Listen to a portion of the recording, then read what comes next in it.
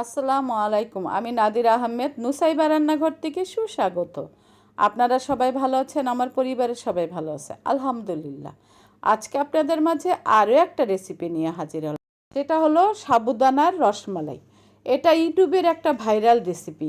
অনেকেই অনেক সমস্যা ফেস করেছে, তাই আমি ভাবলাম দেখি তো আমি তৈরি করে এটা কি আমারকে কোনো সমস্যা করতে পারে নাকি। তাই আল্লাহর রহমতে যেই কথা সেই কাজ। আমি তাই অল্প করেই সাবুদানা একটা চালনের ভিতরে নিয়ে নিলাম। সেটা হলো হাফ কাপ। আর হাফ কাপ পানি দিয়ে আমি চালনের উপরে সাবুদানাটা ধুয়ে নিলাম হালকা হাতে। আমার সাবুদানাটা এবার একটা বাটিতে নিয়ে নিলাম। বাটিতে নিয়ে দেখতেছি যে আমার সাবুদানাটা সুন্দর নরম হয়েছে। তখন আমি এটাকে হাত দিয়ে মেখে 1 টেবিল চামচ গুঁড়া চিনি দিয়ে দিলাম। আস্তা চিনি দেই নাই, যদি পানি ওঠে আবার সমস্যা হয়। আর হাফ চা চামচ লবণ দিয়ে দিলাম। এবার আমি এটাকে হাত দিয়ে ভালো মতো মাখিয়ে নিচ্ছি। আমার সাবুদানাটা কোনো আঠালোও লাগতেছে না। আর আমি 1 চিমটি বেকিং সোডাও দিলাম। অনেকেই দেয় নাই, কিন্তু আমি দিলাম। যদি না ফুলে বা কিছু হয় আমি দিয়ে ট্রাই করলাম।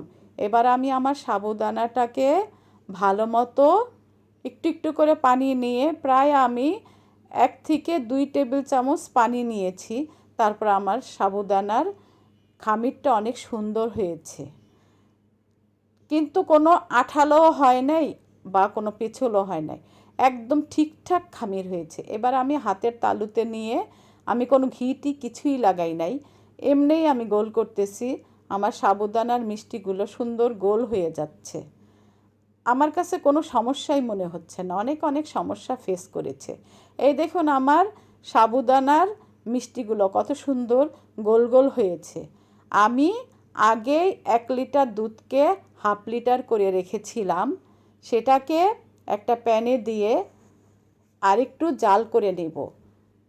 যখন আমার এই দুধটা জাল হয়ে যাবে তখন আমি সাবুদানার মিষ্টিগুলো দিয়ে দিব, কিন্তু তখন আমি কোনো নাড়াচাড়া করব না। অনেকে অনেক সমস্যা বলেছে দেখে আমি আর চামচ দিয়ে নাড়াচাড়া করলাম না, কেন যদি ভেঙে যায়। কিছুক্ষণ এটাকে আমি রান্না করতে দিলাম।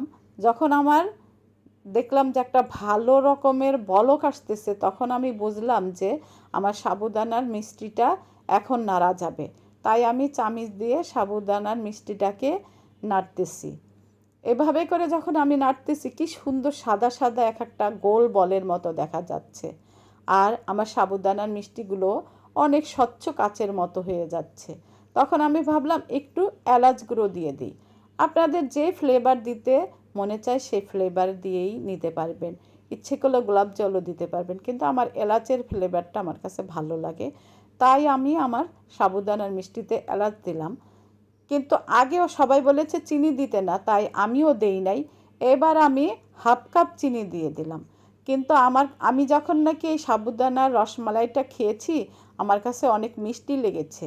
আমার কাছে মনে হচ্ছে যে 1/4 কাপ মিষ্টি চিনি দিলেই ভালো হতো, কিন্তু আমি মিষ্টিটা একটু বেশি দিয়ে ফেলেছি।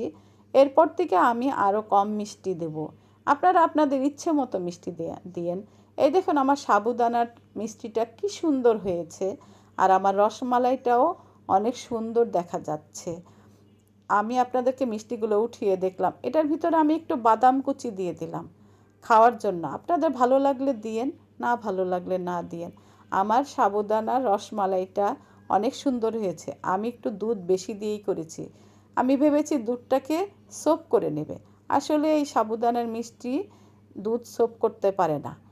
এই দেখুন স্বচ্ছ কাচের মতো হয়েছে। আমি একটা বাটিতে উঠে আপনাদের দেখাচ্ছি। আমার রসমালাইটা অনেক সুন্দর হয়েছে এবং খেতেও অনেক সুস্বাদু হয়েছে। আমার এই রেসিপি দেখে আপনারা সবাই বানিয়ে খাবেন। আমার কাছে একটুও সমস্যা মনে হয় নাই। আমার মনে হয়েছে মাঝে মাঝে আমি এটা তৈরি করে খাবো। আপনারাও তৈরি করে খাবেন এবং আমার সাথে থেকে আমাকে লাইক, কমেন্ট, শেয়ার, সাবস্ক্রাইব করবেন, ফেসবুকে ফলো দেবেন। আমার এই সাবুদানার মিষ্টিটা আপনারা তৈরি করে খাবেন এবং আমাকে কমেন্ট করে জানাবেন কেমন হলো। আপনারা কমেন্ট করলে আমি অনেক উৎসাহ পাই, সামনে চলার পথ খুঁজে পাই। এটা একটা ভাইরাল রেসিপি, আপনারাও তৈরি করে খাবেন আমার মতো। আমার রেসিপি দেখে বানাবেন, আমার কাছে কোনো সমস্যাই মনে হয় নাই।